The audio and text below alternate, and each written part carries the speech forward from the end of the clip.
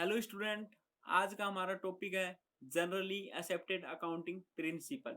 हिंदी में कह सकते हैं सामान्यतः स्वीकृत लेखांकन सिद्धांत। हम यह जानते हैं कि अकाउंटिंग बिजनेस की एक लैंग्वेज होती है जिसकी सहायता से बिजनेस की इंफॉर्मेशन हम बिजनेस के से जुड़े हुए लोगों को प्रोवाइड करवाते हैं।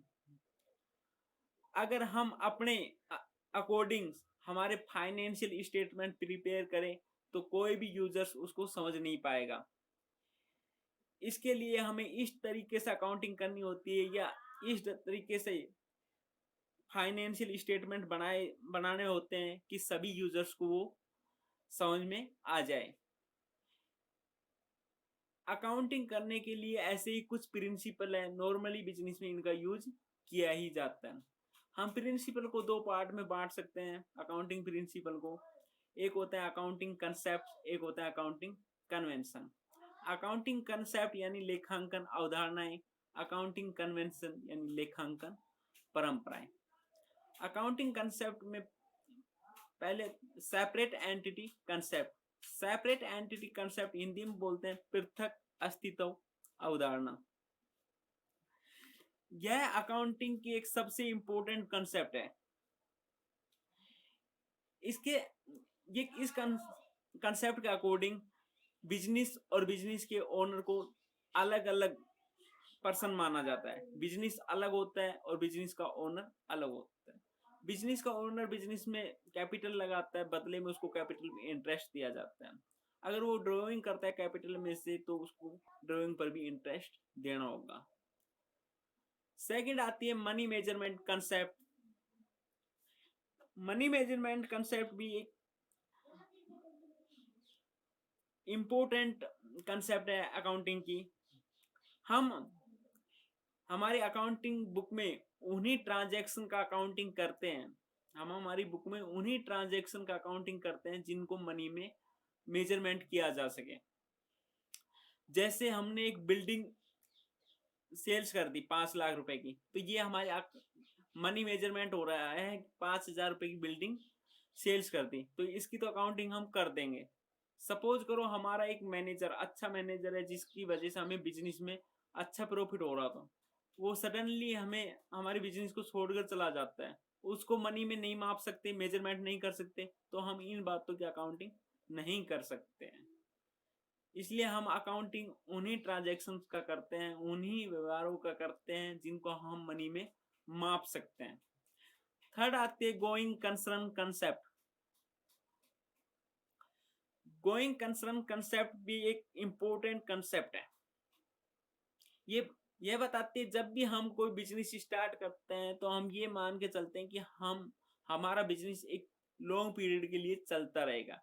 यानी जब भी कोई हम एक्सपेंस करते हैं तो ये सोचते हैं कि ये इस एक्सपेंस का फायदा हमें आने वाले बहुत ईयर तक मिलेगा।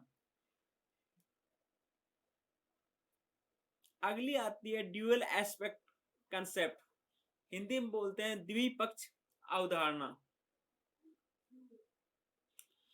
द्विपक्ष हम जानते हैं भाई, अकाउंटिंग के दो पक्ष होते हैं, एक डेबिट होता है एक क्रेडिट होता है, दोनों का टोटल हमेशा बराबर आता है। नेक्स्ट है cost concept. Cost concept Hindi में बोलते हैं लागत अवधारणा। हम जब भी कोई एसेट्स परचेज करते हैं तो उसको हमारी अकाउंटिंग बुक में उसकी कॉस्ट वैल्यू पर रिकॉर्ड करते हैं, जिससे हमें सही पोजीशन लास्ट में जब बैलेंस शीट बनाए तो हमें सही पोजीशन पता लग सके। इसलिए हम कोस्ट कंसेप्ट कोई काम में लेते हैं। अगली आती है नेक्स्ट रियलाइजेशन और रेवेन्यू रिकॉग्निशन कंसेप्ट। हिंदी में बोलते हैं वसूली या आगम मान्यता अवधारणा।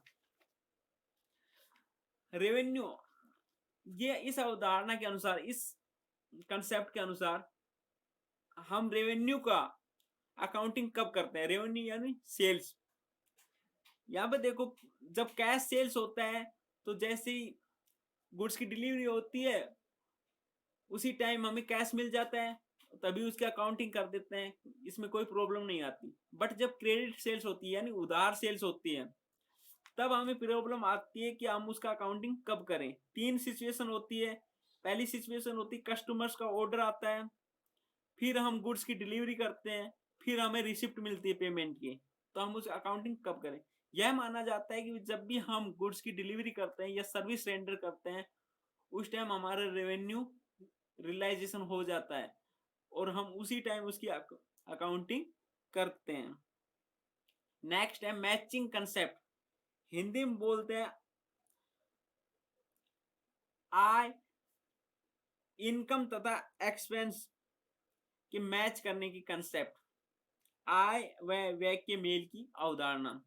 यानी हम जब भी कोई पर्टिकुलर इनकम रिसीव करते हैं या जब भी कोई इनकम रिसीव करते हैं, तो इनकम को रिसीव करने के लगने वाले एक्सपेंस को उसमें से लेस किया जाता है।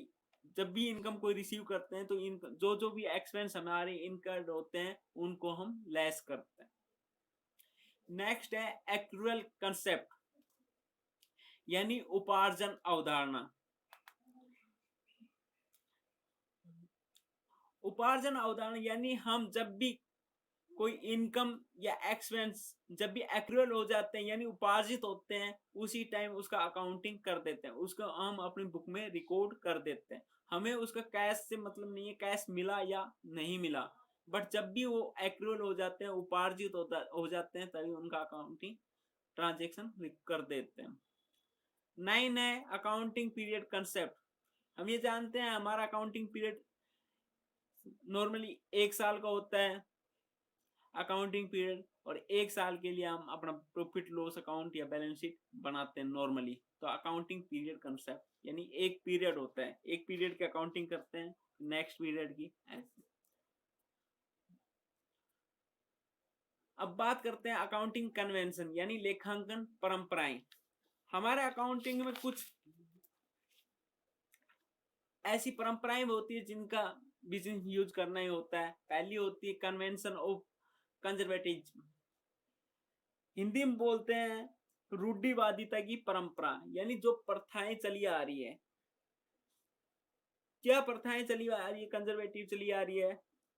जैसे हम हमारे फ्यूचर्स में हम ये मान के चलते हैं भाई फ्यूचर्स में ये लॉस हो सकता है, तो हम पहले से ही उनका प्रोविजंस बनाकर चलते हैं। जैसे हमें लगता है भाई कुछ हमारे डेटर्स में कुछ खराब हो सकते हैं, तो हम प्रोविजन फॉर बैड डेट्स बना देते हैं। हमें पता है भाई इनकम टैक्स का पे करना है, टैक्स का पे करना है, तो हम प्रोविजन फॉर टैक्स बना लेते हैं। यानी फ्यूचर्स में होने वाली लॉसेज के लिए पहले से ही प्रोविजंस बना लेते हैं।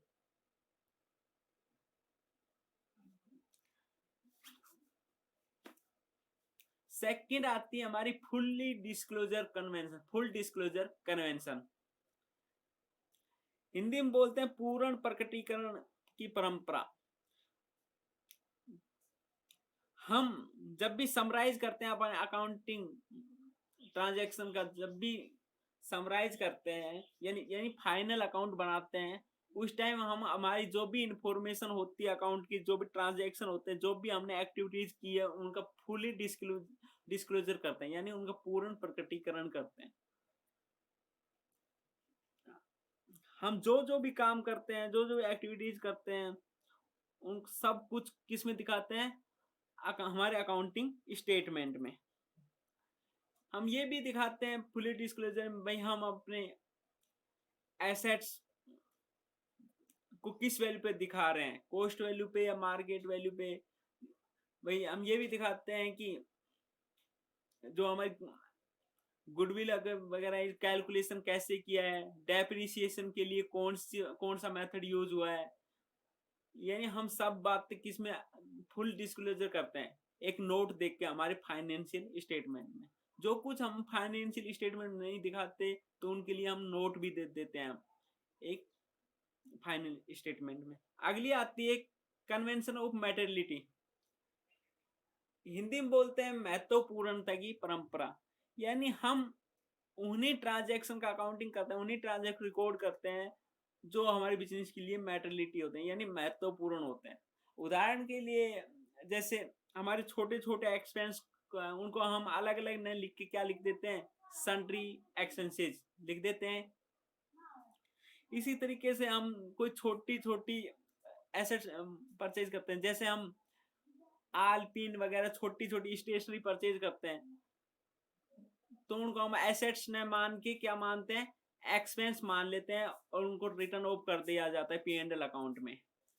ठीक है, बट जो हमारे मेटेरियलिटी महत्वपूर्ण होते हैं उनको हम दिखाते ही दिखाते हैं। नेक्स्ट आती है कन्वेंशन ऑफ कंसिस्टेंसी। हिंदी में बोलते हैं एक रूपता की परंपरा, यानी हम एक साल में जो अकाउंटिंग पॉलिसीज अपनाते हैं उनका ही पालन हम नेक्स्ट ईयर में भी करते हैं। अकाउंटिंग पॉलिसी जैसे हम इस बार डेप्रिसिएशन के लिए कौन सी मेथड अपना काम में ले रहे हैं, तो नेक्स्ट ईयर भी वही मेथड यूज में लेना पड़ेगा, रिटर्न डाउन या SLM मेथड। कोई सा किसी भी काम के लिए हम, जैसे गुडविल के लिए हम इस बार सुपर प्रॉफिट मेथड काम में ले रहे हैं, तो नेक्स्ट ईयर भी वही काम में लेना पड़ेगा। यानी इस बार जो हमने पॉलिसी अपना ली वही नेक्स्ट ईयर अपनानी पड़ेगी। कंसिस्टेंसी यानी एक रूपता, हमें एक रूप रखना होगा। लास्ट आती है convention of observance of law, यानी हम कानून के पालन की परंपरा। भाई इंडिया में जो भी कानून चलते हैं हमारे बिजनेस से रिलेटेड, जैसे income tax company act, income tax act 1961, company act 2013, partnership act 1932, हमें ये एक्ट है, इनका हमें पालन करना ही होगा।